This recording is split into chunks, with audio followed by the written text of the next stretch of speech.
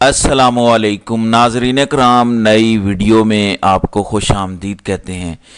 एक जानिब महमूद खान अचकज़ई ने फटे चक दिए हैं। उन्होंने कहा है कि मैं गारंटी देता हूं, जो आपको डर है कि इमरान खान आ गया तो वो आपको सजाएं देगा, जिसके लिए आप आइन और कानून में सभी तरामीमें कर रहे हैं, यहाँ तक कि आर्टिकल 6 की शिक 1 और 2 को भी आप उड़ाकर तब्दील करने जा रहे हैं कि ना आइनी अदालत, ना हाई कोर्ट, ना सुप्रीम कोर्ट में उनका केस सुना जाएगा। सारी अदालतें हाथ बांध के बड़े साहब के सामने खड़ी हो जाएंगी। मैं इमरान खान की गारंटी देता हूं, आए बैठें। सारी जमातों को दावत दे दी गई है असम्बली फ्लोर पर। जबकि दूसरी जानिब एक शख्स आया जिसने आइन और कानून का सबक पढ़ाया, जिसने कहा कि हमारी आवाम का मसला ये है कोलेटरल डैमेज नहीं, वॉर क्राइम है। हम किसी मासूम की जान गई तो फिर पर्चा काटेंगे। उसने तमाम जमातों को ना सिर्फ साथ बिठाया, उनको एतमाद दिया, गॉड ऑफ ऑनर दिया। उस नए नवेले लड़के ने मरकज में बैठे बाबों को सियासत सिखा दिया कि सियासत ऐसे करते हैं, अपोजिशन को ऐसे लेकर चलते हैं, ऐसे सूबे के अवाम की नुमाइंदगी करते हैं। वो सियासतदान जिसका अवाम के साथ ताल्लुक है, अवाम के साथ राब्ता है, वो कभी भी फस्ताई पॉलिसियों की हिमायत नहीं कर सकता। अगर वो किसी जगह मजबूर भी है तो वो कहीं ना कहीं उस पर लब कुशाई ज़रूर करेगा। जहां उसको कोई स्पेस मिलेगी वो उस पर बोलने की कोशिश करेगा।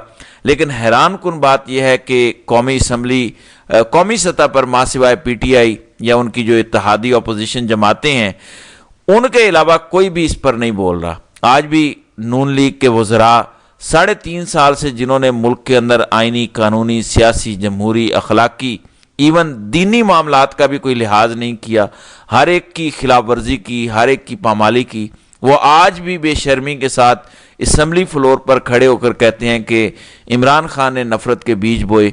3.5 साल में तुम लोग जो कर रहे हो, इमरान खान ने किस जगह अपनी तकरीर में कहा कि नवाज शरीफ को जाके जूते मारो, या नून लीग के लोगों पर तशद्दुद करो, या किसी और सियासी जमात के साथ जाकर मारपीट करो?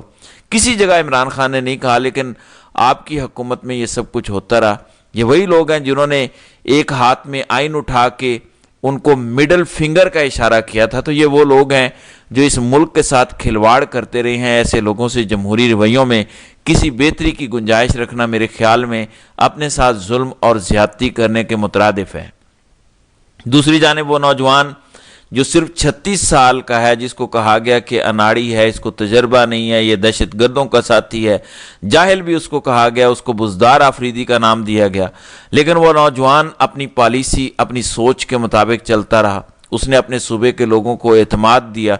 उसने अपने सूबों के लोगों का मुकदमा लड़ा कि हमारी औरतें नंगे सर सड़कों पर खजल खराब हो रही हैं, जिनके घरों में उनके भाइयों ने भी उनके बाल तक नहीं देखे थे। तो ये जुल्म अब रुकना चाहिए। बंद कमरों में होने वाली पॉलिसियां किसी सूरत हमें कबूल नहीं है। जब सुहेल आफरीदी वज़ीर आला मुंतखब हुए, सूबाई असम्बली में वो गए, पहली बार जब वो कुर्सी पर बैठे तो उनके सामने 2 बंदे बैठे थे। एक स्पीकर जो गार्डियन ऑफ द हाउस है, जब स्पीकर अपनी कुर्सी पर बैठता है तो उसका किसी सियासी जमात के साथ ताल्लुक नहीं रहता, वो तमाम सियासी जमातों को बराबर लेकर चलता है। दूसरा शख्स मुस्लिम लीग नून का अपोजिशन लीडर था, अमीर मकाम का भाई। ये वो लोग हैं जो सुहेल आफरीदी का रास्ता रोकने के लिए आखिरी हद तक गए। लेकिन जब वो मुंतखब हुआ, उसने इंतकाम की सियासत की बजाय इन सब को इज्जत दी। उसने इत्तेहाद की सियासत को फरोग दिया। जिस सियासी जमात की खैबर पख्तूनख्वा की 146 में से 92 सीटें उनके पास हैं, क्या उसको किसी मदद की ज़रूरत थी, किसी सहारे की ज़रूरत थी? बिल्कुल नहीं थी। वो अपनी मन मर्जी कर सकते थे, कोई उनको रोक टोक ना होती। लेकिन इसके बावजूद उन्होंने कहा कि नहीं, ये हमारी आवाम का मसला है। देखें, गंडापुर को खान ने क्यों हटाया? क्योंकि वो सूबे में मिलिट्री ऑपरेशन नहीं रुकवा पाए, अमन व अमान नहीं ला पाए। उन्हें कहा गया कि आप अपने सूबे की रिवायात के मुताबिक काम करें। आज वो रिवायात आपको सुहेल आफरीदी में नजर आ रही हैं। मौलाना के भाई अताउर रहमान ने भी खैबर पख्तूनख्वा असम्बली में बैठकर PTI और इमरान खान के इस मौक़िफ़ की हिमायत की है कि हमें अफगान हुकूमत के साथ बातचीत करनी चाहिए। सब ने हिमायत की है।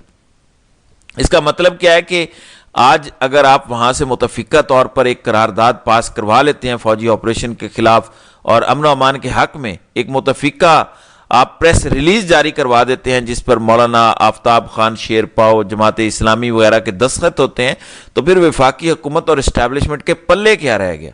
میرے خیال میں سہیل آفریدی نے آج صوبائی سطح پر اسٹیبلشمنٹ کے بھاگنے کے تمام راستے بند کر دیے ہیں، بلکہ اگر یوں کہا جائے کہ اسٹیبلشمنٹ کی پالیسیوں سے آج سہیل آفریدی نجات حاصل کرنے والا ہے یا کر چکا ہے، تو یہ کہنا غلط نہیں ہوگا، کیونکہ سہیل آفریدی ہر جلسے میں، ہر موقع پر، ہر پریس کانفرنس میں انہوں نے یہ بات کی کہ بند کمروں کی پالیسیاں ہم نہیں چلنے دیں گے، نہ ہمیں قبول ہیں، نہ ہم اس پر کسی قسم کا عمل درآمد ہونے دیں گے۔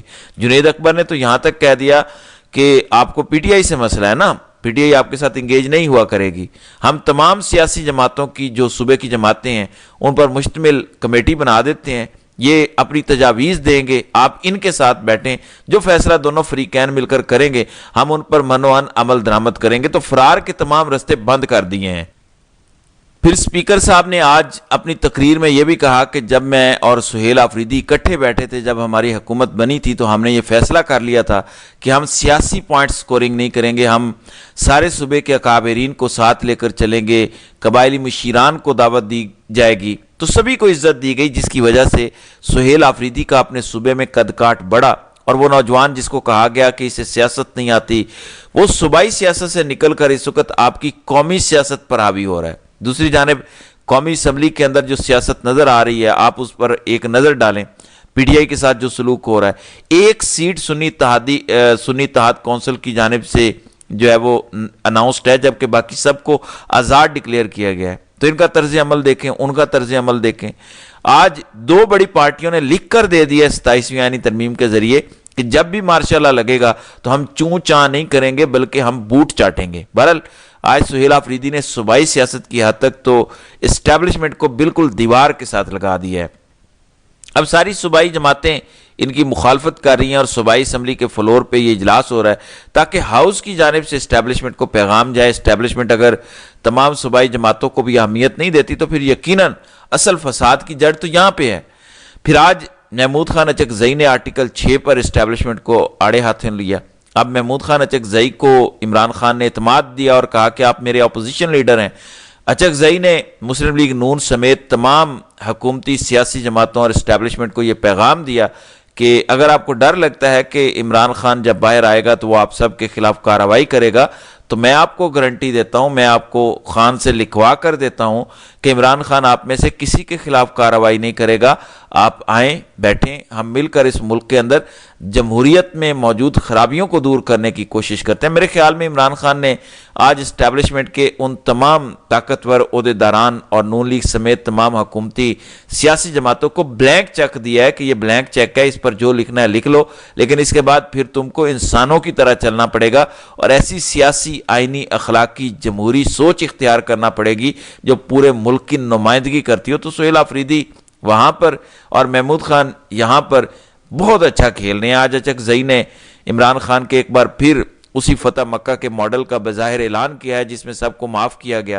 خان کا میسج آیا کہ ہم کسی کے خلاف کوئی انتقامی کارروائی نہیں کریں گے، لیکن یہاں پر یہ بھی ذہن میں رکھنے والی بات ہے کہ جنہوں نے آئین اور قانون کے ساتھ کھلواڑ کیا ان کو بہرحال سامنا کرنا پڑے گا۔ تو سہیل آفریدی بیٹھ کے کہہ رہے ہیں کہ جو حل اپوزیشن والے تجویز کریں گے اس پر ہم عمل درآمد کریں گے، اور جنید اکبر نے بھی یہی پیغام دیا کہ ہم آپ کے ساتھ بیٹھنے کو تیار ہیں، ہمارے لوگوں کی جانیں جاتی ہیں، ہمارا مالی اور جانی نقصان ہوتا ہے، آئیں ہمارے ساتھ بیٹھیں، ہم آپ کی مخالف نہیں ہیں، لیکن بیٹھنے کو کوئی تیار نہیں ہے۔ بہرحال سہیل آفریدی نے جس طرح کی مثبت سیاست کی ہے، اسٹیبلشمنٹ کے پاس اب کہیں ادھر ادھر کھسکنے کا آپشن نہیں ہے۔ ایک جانب جرگا ہو رہا ہے، دوسری جانب افغانستان سے خبریں آ رہی ہیں کہ ان کے وزیر اقتصادی امور نے احکامات جاری کر دیے ہیں کہ پاکستان کے ساتھ تجارت 3 مہینے کے اندر اندر ختم کر دی جائے۔ مطلب آج سے انہوں نے ختم کر دیا کہ سختی سے اس پر عمل درآمد ہو رہا ہے اور متبادل منڈیاں تلاش کی جائیں۔